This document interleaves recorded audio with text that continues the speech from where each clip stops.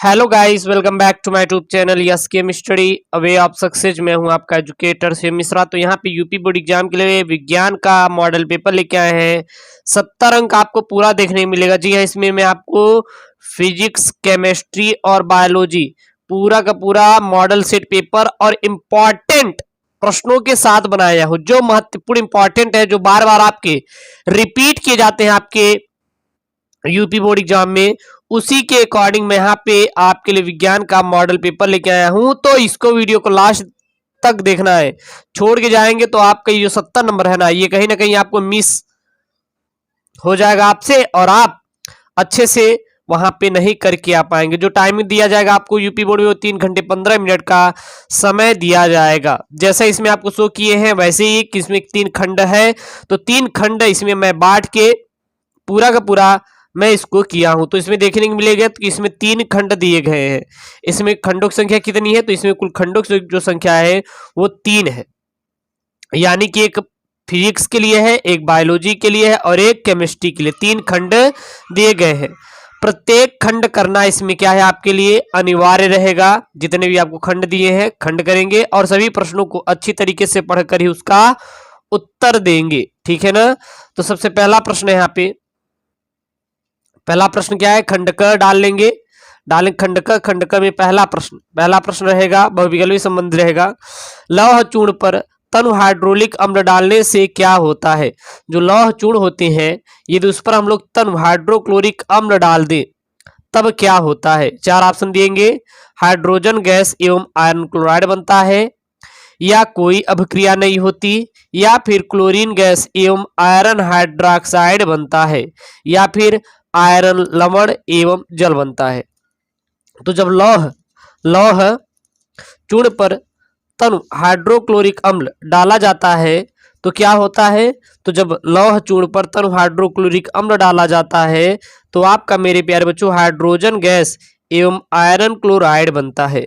जब लौह चूर्ण पर तनु हाइड्रोक्लोरिक अम्ल डालते हैं तो हाइड्रोजन गैस एवं आयरन क्लोराइड बनता है। तो जितने भी महत्वपूर्ण प्रश्न बहुविकल्पी है क्लास 10th साइंस से रिलेटेड, चैप्टर 1 से, चैप्टर 2 से, चैप्टर 4 से, चैप्टर 5 से, हर एक मैं आपको करवा दूंगा, तो आपको टेंशन नहीं लेना। लेकिन हाँ, और मैंने इसका जो सिलेबस है वो भी कंप्लीट करा दिया है, तो जाके प्लेलिस्ट से वॉच कर सकते हैं। तो इसका सही ऑप्शन क्या हो जाएगा, ए हो जाएगा। यानी कि बोले तो जब लौह चूर्ण पर तनु हाइड्रोक्लोरिक अम्ल डालेंगे तो हाइड्रोजन गैस एवं आयरन क्लोराइड बनता है।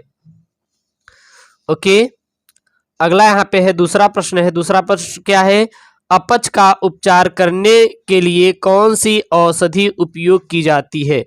जो औषधि होती है, जब अपच मतलब जब आप भोजन ले लेते हैं ज्यादा मात्रा में और पच नहीं पाता, तो जिसके कारण पेट दर्द, दस्त जैसी अनेक बीमारी आपको घेर लेती है, तो उसको उपचार करने के लिए कौन सी औषधि प्रयोग की जाती है। 4 ऑप्शन है। क्या प्रतिजैविक, पीड़ाहारी, प्रतिरोधी, या फिर इनमें से कोई नहीं। तो अपच का उपचार करने के लिए आप जो प्रयोग करते हैं एंटासिड का प्रयोग किया जाता है। किसका किया जाता है, एंटासिड का प्रयोग किया जाता है। क्या इसमें से कोई ऑप्शन दिख रहा है, नहीं दिख रहा है, यानी कि इनमें से कोई नहीं। तो एक चीज आप याद रखिएगा, जब आपको अपच हो जाता है, अपच मतलब जब पेट दर्द यानी भोजन सही से नहीं पच पाता, तो उसके उपचार में जो औषधि उपयोग की जाती है वो एंटासिड का प्रयोग किया जाता है। सही ऑप्शन डी हो जाएगा। ग है प्रश्न। यहाँ पे ग प्रश्न हमारा क्या है, एंटीमनी क्या है। एंटीमनी क्या है, धातु है, अधातु है, उपधातु है और मिश्र धातु है। तो जो एंटीमनी क्या है, तो सबसे पहले हम लोग यहाँ पे धातु को जानते क्या जानते हैं, धातु। यानी कि वे पदार्थ जो धनायन बनाने की क्षमता रखते हैं, जो क्या बनाते हैं, इलेक्ट्रॉन त्याग कर धनायन बनाने की क्षमता रखते हैं, उसे क्या कहते हैं, धातु कहते हैं। और अगला आता है आपका अधातु। क्या आता है, अधातु। वे तत्व जो इलेक्ट्रॉन ग्रहण करके ऋणायन बनाने की प्रवृत्ति रखते हैं, उसे हम लोग क्या कहते हैं, अधातु। और जिनमें दोनों का गुण पाया जाता है उसे हम लोग क्या कहते हैं, उपधातु कहते हैं। तो जो आपकी एंटीमनी होती है आपकी क्या है, एक हमारी उपधातु है। राइट आंसर क्या हो जाएगा आपका, सी हो जाएगा। तो हमारा जो खंड क था, जो खंड क है, ये हमारा क्या है, रसायन विज्ञान, बोले तो केमिस्ट्री है। क्या है, केमिस्ट्री है, याद रखिएगा। ठीक है ना, इसको आप याद रखिए। बहुविकल्पी के बाद यहाँ पे अतिलघुत्तरी जो आते हैं आपके, यहाँ पे मैंने 3-3 प्रश्नों को लिया है, ठीक ना। बहुविकल्पी पे 3 प्रश्न और 2 ठो ऐसे लिए हैं लिखित वाले। आयनिक यौगिक से आप क्या समझते हैं? जो आयनिक यौगिक होते हैं उससे आप क्या समझते हैं? आयनिक यौगिक से आप क्या समझते हैं? तो उत्तर क्या हो जाएगा? किसी परमाणु से किसी दूसरे परमाणु पर इलेक्ट्रॉनों की पूर्ण स्थानांतरण द्वारा बनने वाले आयनिक बंध युक्त यौगिक को आयनिक बंध कहते हैं। तो आयनिक बंध क्या होता है, याद रखिएगा, किसी परमाणु से किसी दूसरे परमाणु पर इलेक्ट्रॉनों के पूर्ण स्थानांतरण द्वारा बनने वाले आयनिक बंध को या आयनिक बंध युक्त यौगिक को आयनिक बंध कहते हैं। और एक धातु इलेक्ट्रॉन त्याग कर धनायन बनाता है और वहीं पे जो अन्य धातु होती हैं या फिर दूसरी जो धातु होती है वो इलेक्ट्रॉन ग्रहण करके ऋण आयन क्या बनाता है, ऋण आयन बनाने की प्रवृत्ति रखता है। ओके, जैसे मान लीजिए आपका क्या है, आपका है NaCl। NaCl हमारा एक तत्व है कि यौगिक है, हमारा एक यौगिक है। जब इसको हम जल में डालते हैं तो Na++Cl आयन में टूट जाता है। अब कैसे? क्योंकि हमारा जो सोडियम का परमाणु क्रमांक होता है 11, इलेक्ट्रॉन विन्यास करेंगे 2 8 1, 2 8 1 होता है। क्लोरीन का कितना होता है? क्लोरीन का होता है 17, 2 8 और 7। अब इसके बाहरी कोश में अगर इसको अस्थायी होने की कितने इलेक्ट्रॉन जरूरत होगी? 1, क्योंकि यह अगर सोडियम 1 इलेक्ट्रॉन पा जाए तो ये हीलियम की तरह हो जाएगा, या फिर बहुत सारे हैं क्योंकि यहाँ पे 2 हो जाएंगे ना, और जब 2 हो जाएंगे तो पूर्ण हो जाता है, तो कहीं ना कहीं ये अस्थायी हो जाएगा।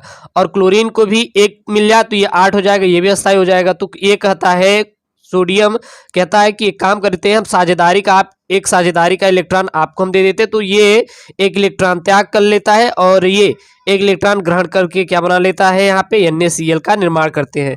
तो जो धातु इलेक्ट्रॉन त्याग रही है उसको धनायन कहते हैं और जो ग्रहण कर रही है वो क्या कहते हैं, ऋणायन कहते हैं। ग्रहण कर कौन करेगा? जिसके बाहरी कक्षा में ज्यादा इलेक्ट्रॉन होंगे वही ग्रहण करेगा, और जिसमें कम रहेंगे वो क्या करेगा, हमेशा त्याग करेगा। तीसरा है यहाँ पे प्रश्न, आघात वर्धनीयता तथा तन्यता को समझाते हुए लिखिए कि यह किस प्रकार तत्वों का गुण है। तो सबसे पहले हम लोग आघात वर्धनीयता देखेंगे। तो धातुओं का वह गुण जो उन्हें पीट पीट कर लंबी चादर बना दे, उस क्षमता को आघात वर्धनीयता कहते हैं। यानी कि जो कुछ धातुएं होती हैं उनको हम लोग क्या करेंगे, पीटेंगे, और पीट पीट कर क्या हम लोग क्रिएट कर देंगे, एक लंबी चादर क्रिएट कर देते हैं, और उसी क्षमता को हम लोग आघात वर्धनीयता का नाम दे देते हैं। इसके उदाहरण क्या, जैसे सोना है, चांदी है, यह बहुत ही आपके आघात वर्धनीय धातु होती हैं। अब बात आती है आपकी तन्यता। तो तन्यता क्या होता है? तो धातुओं का वह गुण जो उन्हें खींचकर लंबी पतली तार बना दे उसे तन्यता कहते हैं। तो धातु में क्या होता है गुण?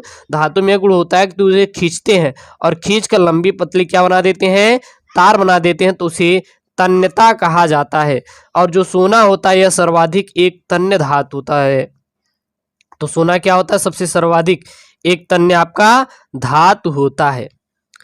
अब आपका आता है खंडक। खंडक में हम लोग बायोलॉजी का देखेंगे प्रश्न, जितने भी आपके महत्वपूर्ण बायोलॉजी के प्रश्न हैं पूरा उसको हम लोग देखने वाले हैं, ठीक ना। खंडक में तो सबसे पहला प्रश्न है यहाँ पे, प्रश्न क्या है, प्रकाश संश्लेषण की क्रिया में ऑक्सीजन गैस किसमें से निकलती है? जब प्रकाश संश्लेषण की क्रिया होती है तो ऑक्सीजन गैस किसमें से निकलती है? कार्बन डाइऑक्साइड से, जल से, वायु से, या फिर इनमें से कोई नहीं। तो जब प्रकाश संश्लेषण की क्रिया में जो ऑक्सीजन गैस निकलती है वो जल से ही निकलती है, क्योंकि जल में क्या होता है, H2 हाइड्रोजन और ऑक्सीजन होता है, और ऑक्सीजन यहीं से मुक्त होता है। तो सही ऑप्शन क्या हो जाएगा, राइट आंसर बी हो जाएगा। अगला प्रश्न यहाँ पे, क्लोरोप्लास्ट के ग्रेना में बनते हैं, जो क्लोरोप्लास्ट होता है उसके ग्रेना में क्या बनते हैं, ATP तथा NAD.2H। बी है यहाँ पे ATP तथा ग्लूकोज, ATP तथा NADP.2H, या इनमें से कोई नहीं।